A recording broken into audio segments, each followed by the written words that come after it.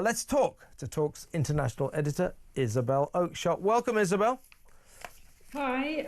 Now, I know that we're going to be talking about some pretty heavy stuff this evening, but this matters, doesn't it? Because really, it's all about how well off or otherwise people feel. And, you know, Rachel Reeves tried her very best, didn't she, to put a positive gloss on it yesterday, but I don't think anyone today, 24 hours on, is feeling anything other than pretty miserable about her announcements. Do you think, Dan Hodges wrote a piece in the Mail immediately after the spring statement yesterday, and he said, it was quite a good turn of phrase, he said she doesn't quite realise it, but this spring statement was Rachel Reeves' resignation letter. More and more speculation that she does seem to be out of her depth. The economy is going in exactly the opposite direction that she promises it will go in other words, downwards, not upwards. This ONS prediction forecast halving its prediction of growth from 2% to less than 1% is pretty devastating for her. Now, you know, the world of politics, it's difficult. It's very difficult for a prime minister to sack their number one acolyte, the Chancellor of the Exchequer. But, I mean, she is palpably doing a very, very poor job. That budget last October was just a disaster. I mean, the temerity of this government to talk about growth after a £40 billion tax grab, including the business killing raising of the national insurance contributions, to talk about growth after that is frankly gaslighting us. Or if they genuinely believe there can be growth after a budget like that, then they're economically illiterate. So my question to you is, do you feel that maybe her days are numbered? Well, I've been a political reporter for something like 20 years now, and you're absolutely right that it's pretty rare for prime ministers to sack their chancellors. That is quite the nuclear button. Actually, I think Rishi did it, didn't he? Or at least Nadhim Zahawi had to resign. So, you know, it does happen a bit. But it's a drastic thing, and especially so newly into the life of an administration. So I don't think that Keir Starmer will quite yet jettison Rachel Reeves, but I'm pretty sure he's already decided to do so. It's a matter of when he's going to fire her. I would say that she's probably got another 2 quarters of, you know, the economic cycle to show that she can actually improve the numbers. And I don't think that 2 quarters will be enough. You know, she might just be still achieving a little bit above zero in economic growth rates. And if so, then that probably is the end for her. Unless she can get into some much more impressive figures, Keir Starmer's going to have to kick her out. I mean, he just is going to have to. I can't see it going beyond this autumn, really. I've heard through the grapevine, the Westminster gossip mill, that, you know, the thing about Starmer is everybody knows, and I'm not necessarily condemning him for this, but he's economically moronic. He doesn't understand economics. I'm not particularly good at it myself. A lot of us who aren't mathematically inclined aren't very good at that sort of stuff. He isn't. So he sort of deferred to her. Yeah, I've got the, you know, what are you going to be doing? So he has listened to her. She has told him this will work, you know, big budget, then growth. He is now seeing that what she promised just isn't happening. And apparently he's pretty damn angry about it.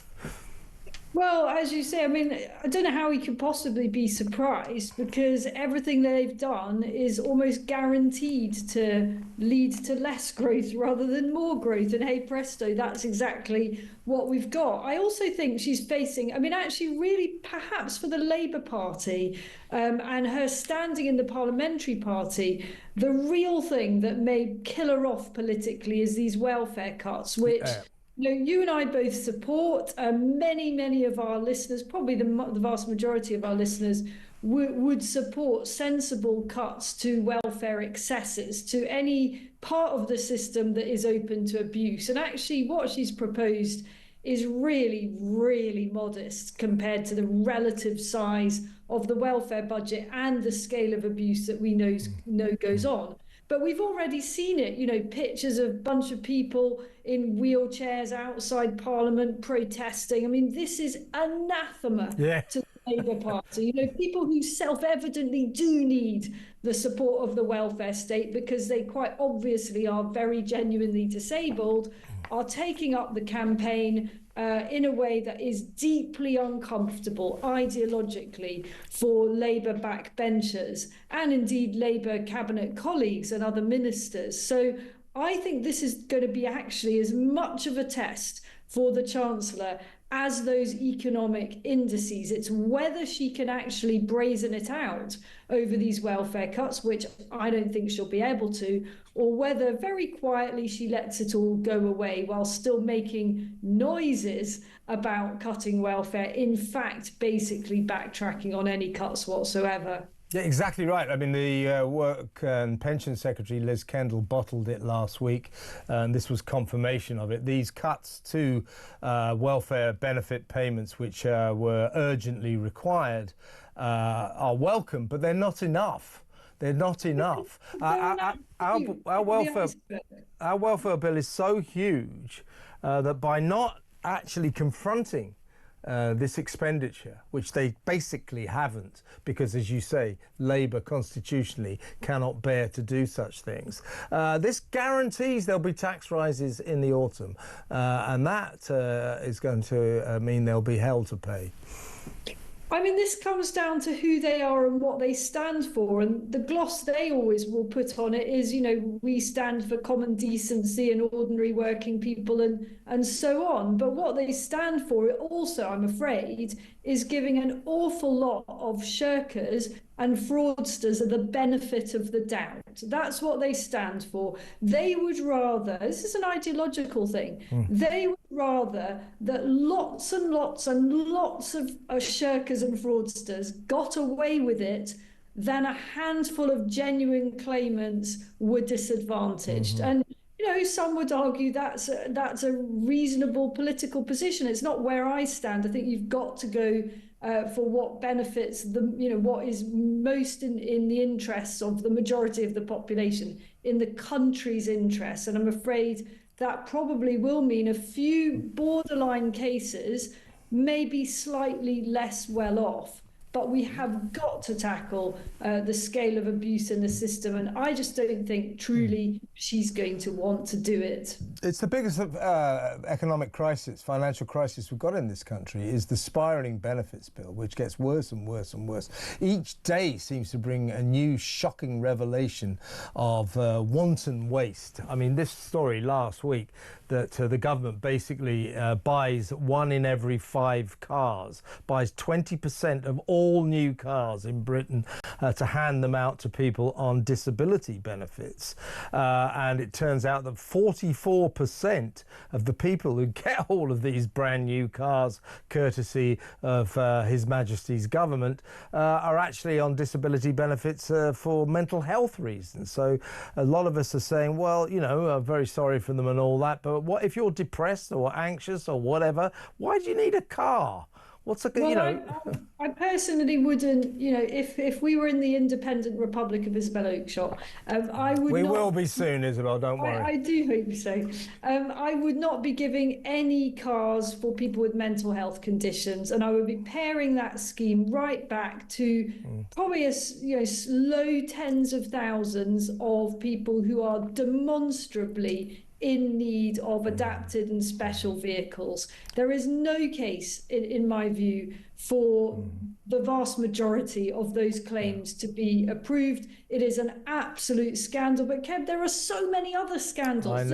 I know. Well, what about the business of you know, well, what I would call kids, you know, people who are like 22 years old, you know, basically being signed off work for life on the phone by an assessor on the phone, and often that assessment is because they've got mental health difficulties. That's ridiculous. You know, they're signed off for life. So the system is broken. The excess is just a national scandal. This system is a mess, and they have not confronted it. And what this definitely means, folks, sad to say it, you know, don't forget, was it today, Rachel refused to rule out more tax rises. In other words, that guarantees in the autumn yet more tax rises, and we are already crippled by the biggest tax rises we've seen since the Second World War. So, you know, it just gets worse by the day. Well, the burden on the state literally increases every time more boatload of migrants come over. That's not a flippant comment. Like yesterday, 357. We'll talk about that in a minute. Each of those comes with a massive price tag. And 40,000 a year. 40,000 a year. Yeah. Once they've been allowed to stay, as they inevitably are, they then start bringing family and friends over. So the welfare bill is not going to reduce while we're literally importing more and more dependent people. And at the same time, while we're not deporting, and this is a story that we're going to come to, foreign criminals who, funnily enough, don't end up waltzing out of prison and into well-paid jobs. They waltz out of prison and then live courtesy of the taxpayer. Indeed.